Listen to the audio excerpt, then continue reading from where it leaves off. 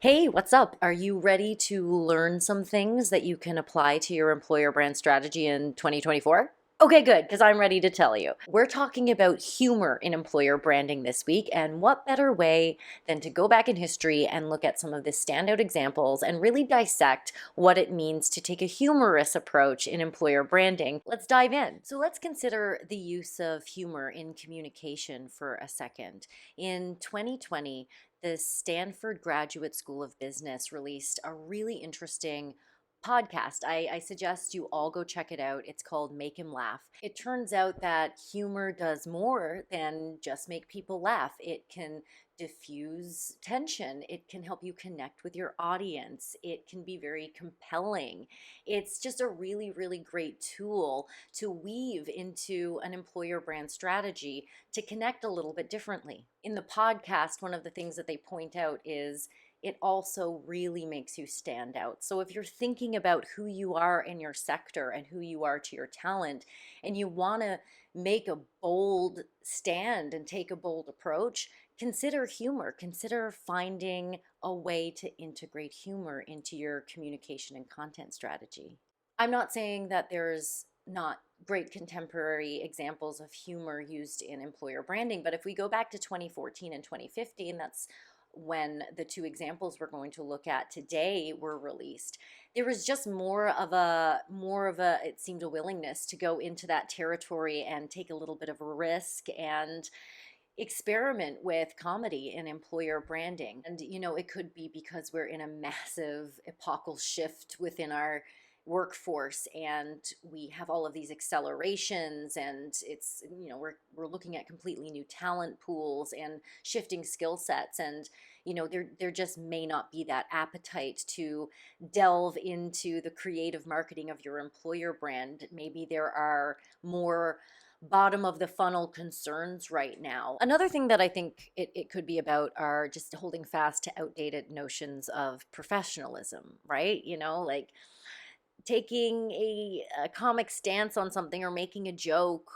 It's not traditional, right? In the post-colonial work industrial complex, that wasn't always celebrated behavior. Consider that happiness and joy and fun can be synonymous with success, and making people laugh and poking fun at yourself or taking a funny outlook on something is a great way to cultivate that. The first example I want to talk about is Fiverr, and they did something that really, really resonates because they took a satirical look at a generic recruitment video, and they really did it well. The exaggerated voiceover is just kind of describing the things that you see, and it captures the humor in those generic corporate videos.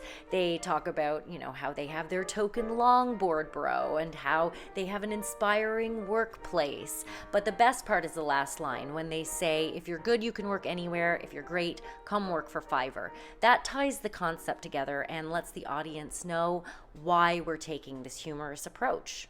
This is a second example from last week's blog post. Barclays did a high concept, super funny video about how they're quietly recruiting / kidnapping talent in all of these fantastical ways. It really works. It's high budget and it's a definite fit for their talent audience, so it bears mentioning. And this maybe is strange to say, but I just want to put it out there. I think that a lot of employer branders are teams of one. You don't always have agency dollars to go and hire professional writers to write a comedic script for you. And comedy is hard. It's hard. It's scary. God, like, yeesh, you could not get me up on stage to do a 5-minute set. It is scary to try to be funny. Let's uncomplicate things. Let's break comedy down into a more academic approach. I know. Sorry, but go with me. I think this will help you. So if we take the Fiverr approach and what they did, they used satire.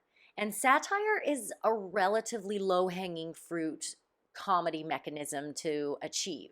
If you are not brushed up on your grade 12 English literature, satire uses a creative medium to offer a commentary or criticism on the world, often for comedic effect.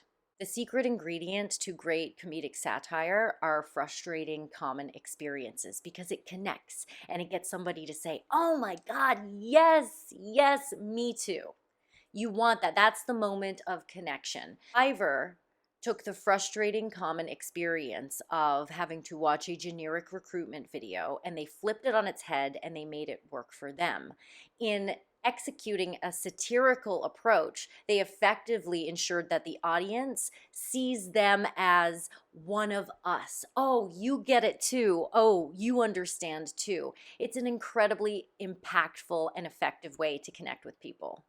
I'm willing to bet if you went out to lunch with your team and brainstormed frustrating common experiences within the realm of employee experience and culture that you could make funny, you'd come up with some, and you could come up with some that are unique to your organization. Every place has inside jokes. People want to hear those inside jokes because that's a great indication that they would be part of those inside jokes if they joined your culture. Of course, as I always say, there is no one right way to do employer branding. Employer branding should be flexible. It should be a long-term strategy, a commitment to embedding in the consciousness of your future workforce with whatever mechanism works best for you. Of course, humor won't work for every situation, but I'd like to encourage my fellow employer branders out there to think of yourselves as funny people, and think of humor as a way to really connect and to tap into that emotionally connective experience that we always strive for. You don't always have to produce the tear jerkers to connect emotionally. It's one thing to make people feel emotional inside and give them goosebumps and tug at their heartstrings. It's equally as powerful to make somebody laugh. So think about that as you build out your 2024 strategy, and thanks for watching. Tune in next week for part 3. Balance. It's a word we know. At our company, we make sure your balance works for us. We think you're great, and your contributions are really valuable. So we make sure we tell you all about how important your well-being is at every opportunity. From walking in a field with your family to delivering on a last-minute deadline for the 5th time this week, we are there, making sure you know your balance is important, because we know there's nothing more rewarding for you than getting to go home. Here's an employee now to talk all about balance. I am an employee of this company, and I sent it. I'm doing the video thing. Yes, you signed me up for it. For me, balance is really more about finding a way that you can really explore. Terrific. And remember, your balance is best when it works for everyone.